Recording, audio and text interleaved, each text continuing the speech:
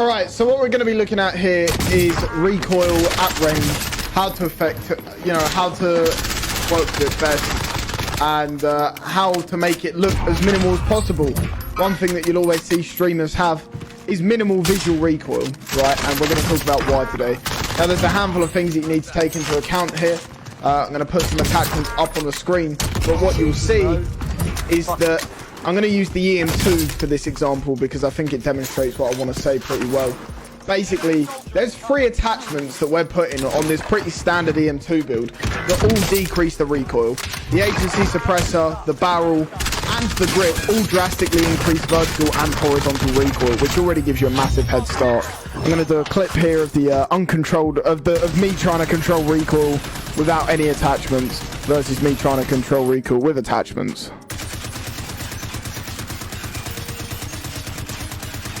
You've got the attachments that decrease recoil, and it's going to make a drastic difference anyway.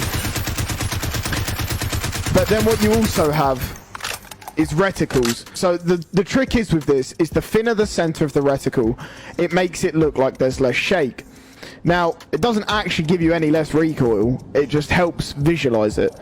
I'm going to do a clip here of the... Thank you for interrupting me.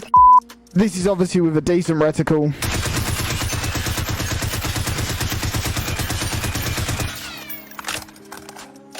So now when we look with the standardized reticle, you can see that it's a little bit thicker around the center.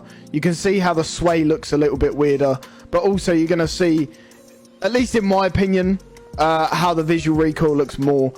This is me controlling the recoil with the standard reticle.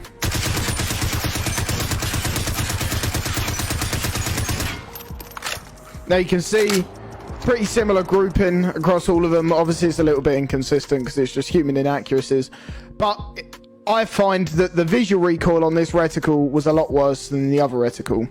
Now let's just also compare this with console FOV and how that affects it. So this is console FOV or 80 FOV. I'm going to control the recoil with a standard reticle.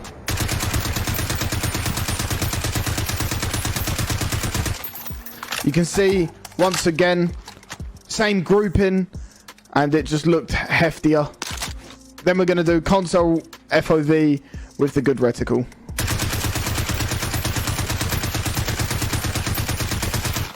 You can see, once again, same groupings for both on console FOV versus PC FOV.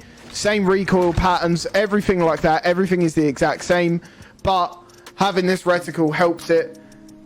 Helps the visual recoil and shake, as well as being on 120 FOV and having all of your attachments right.